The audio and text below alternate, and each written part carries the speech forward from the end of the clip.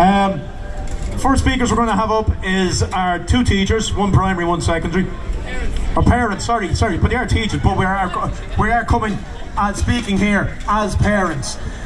A lot of you will have heard of the organisation Teen Herd and the Trojan work they're doing initially for secondary school children, but now with the introduction of the masking of children from 3rd to 6th class, they are now involved with that as well. But they're doing massive work, exercising their sovereignty, helping out lots of parents around the country on how to deal with boards and managers and principals, etc. So we've two ladies here who are going to speak now. We have Linda Kennedy and Jana Lunden. Hi everyone, my name is Jana. I've been living in this wonderful country for nearly 2 decades, and I have to say there's 2 things today that I never thought would happen.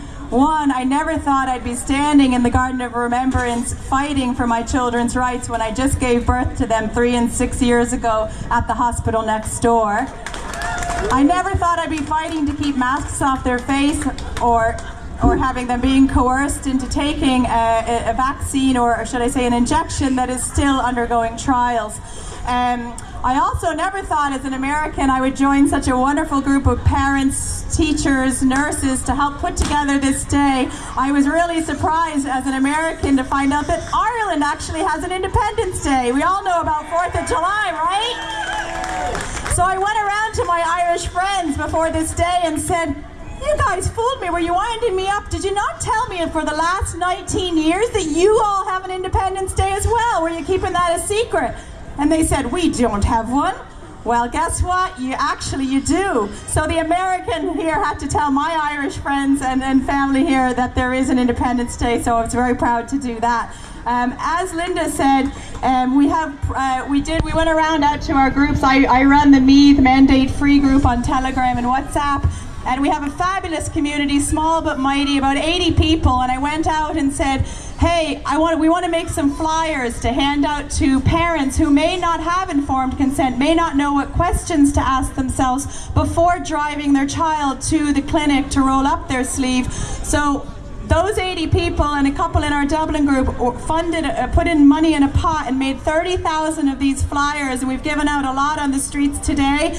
We'll be going out to our own counties tomorrow, but there's still several counties in Ireland who don't have this, so there's a Teen Herd website. We're going to put this template up on it and encourage someone from every county to do that and take the lead and get this out onto the street. I think, I'm not an anti-vaxxer, although people have accused me of that. My kids have their birth vaccines, as do I. But this is an experimental mRNA going in those children's young developing bodies.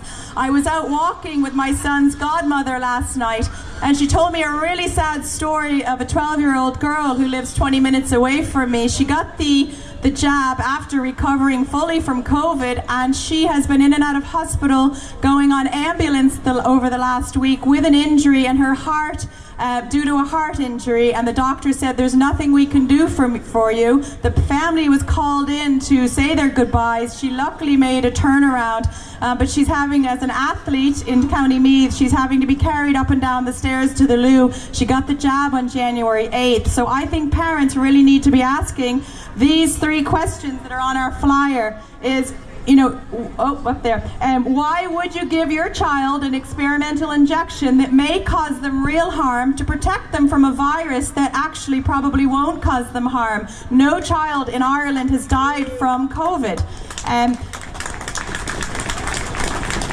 And the second point, why would you give your child a potentially harmful injection to protect someone else? This vaccine, injection therapy, whatever you want to call it, does not stop transmission. All the kids on my road, their families are getting them the jab to protect their grandparents. It does not protect Granny. They can still spread. Instead, it may hurt that child.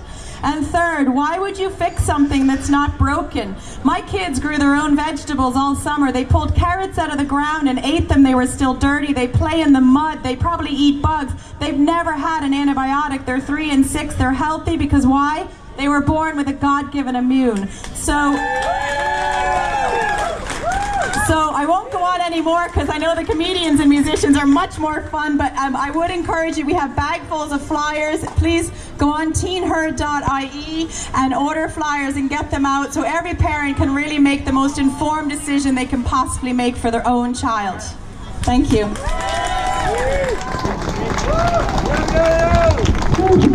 Thank you, Jana, and thank you, Linda. Teen Hair doing absolutely fantastic work.